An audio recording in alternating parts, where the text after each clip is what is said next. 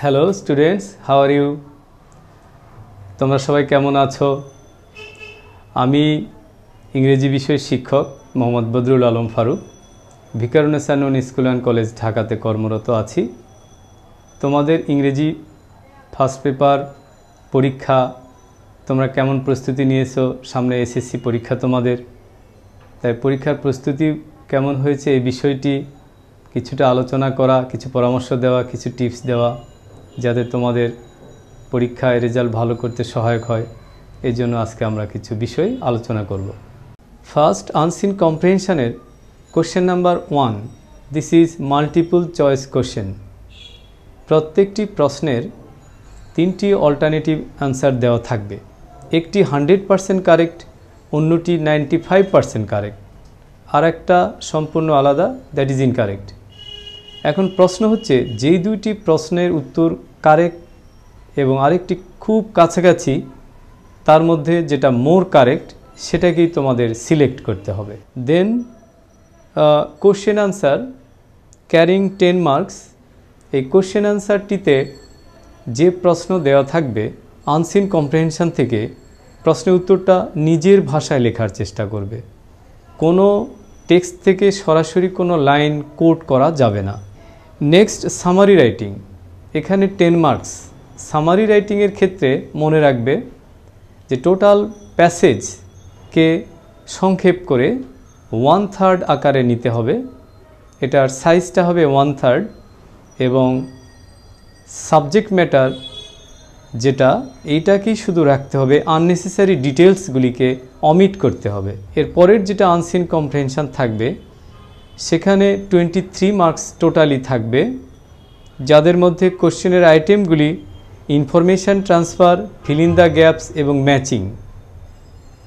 এখন আমরা 1 বাই 1 একটু ডিসকাস করি। ইনফরমেশান ট্রান্সফারটা আসলে কি?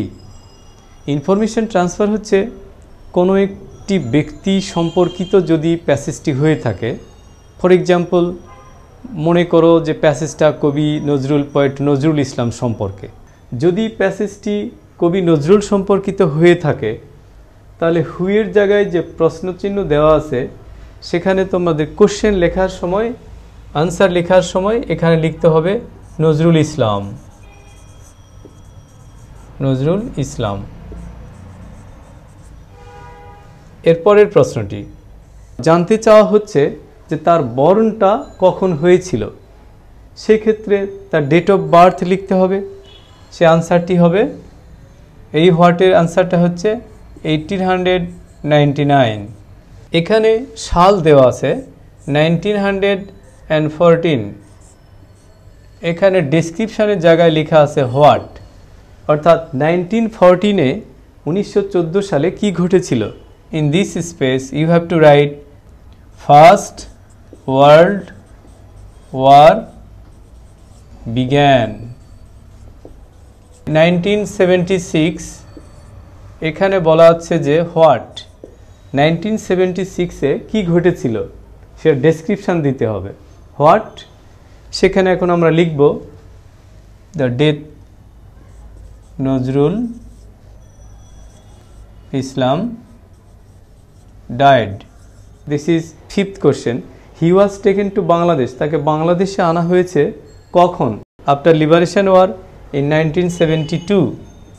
1972 he was taken to Bangladesh. This is the system of writing information transfer. আমরা সেকেন্ড কম্প্রিহেনশনের কোশ্চেন আনসার নিয়ে আলোচনা করছি। সেখানে একটি আইটেম হচ্ছে ম্যাচিং সেন্টেন্সেস।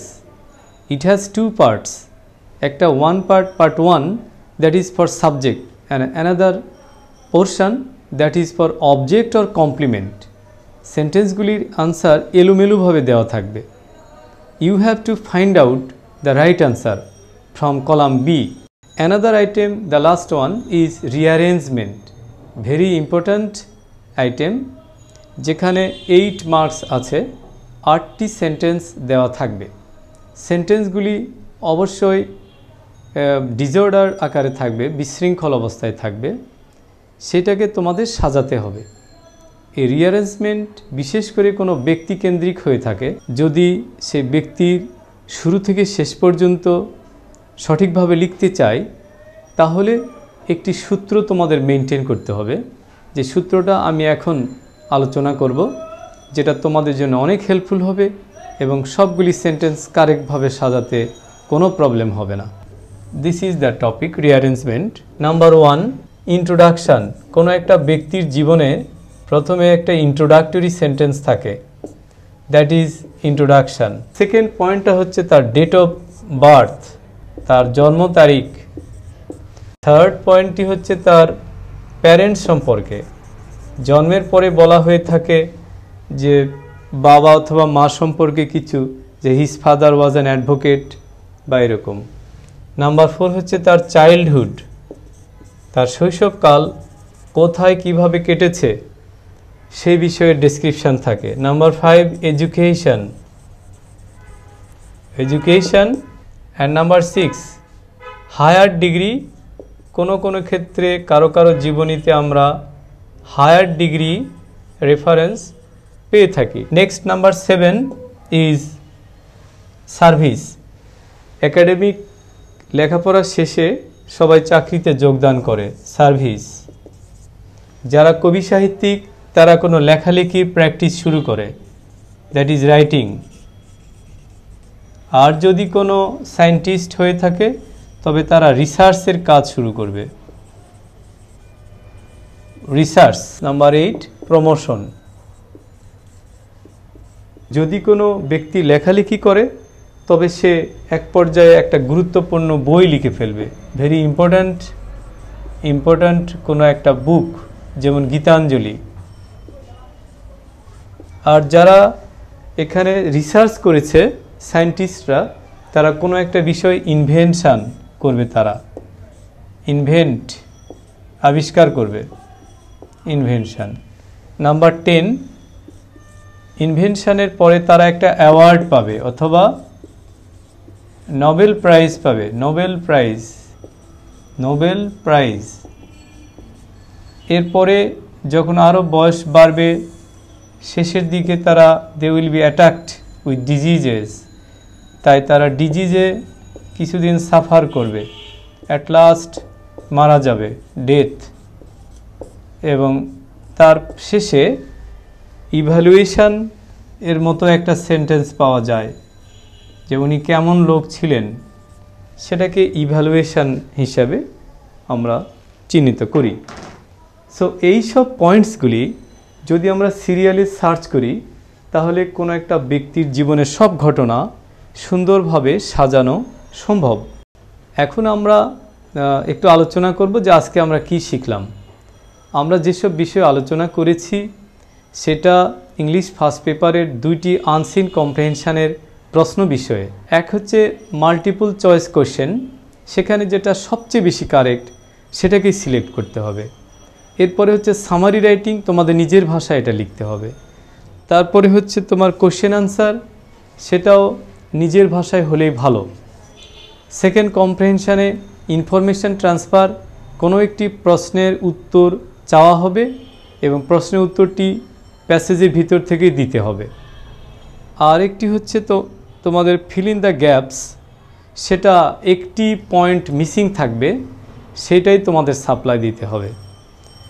ম্যাচিং সেন্টেন্সের ক্ষেত্রে ওয়ান সাইড এর সাথে অন্য সাইডগুলি এলোমেলোভাবে দেওয়া থাকবে, এটাকে সাবজেক্টের সাথে মিল রেখে এটার ভার্ব এগ্রিমেন্ট যাতে ঠিক হয়, সাবজেক্ট ভার্ব এগ্রিমেন্ট, অর্থাৎ প্রথম অংশের সাথে শেষ অংশ মিল হয় এমনভাবে সাজাতে হবে।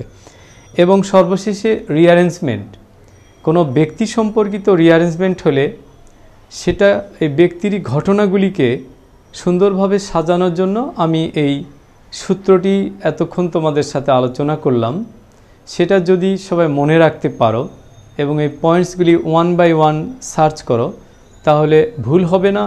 আননোন বিষয় হলেও এটা কারেক্ট লেখা যাবে এবং ফুল মার্কস স্কোর করা সম্ভব। কারণ ইংলিশ এমন কঠিন না যা তোমাদের সাধ্যের বাইরে, এই বিষয়টা সবসময় মনে রাখা উচিত। তো আমরা চাই তোমরা ভালো করো, তোমাদের জন্য রইল আমাদের পক্ষ থেকে শুভকামনা। সবাই আশা করি ইংলিশে ভালো করবে। আল্লাহ হাফেজ।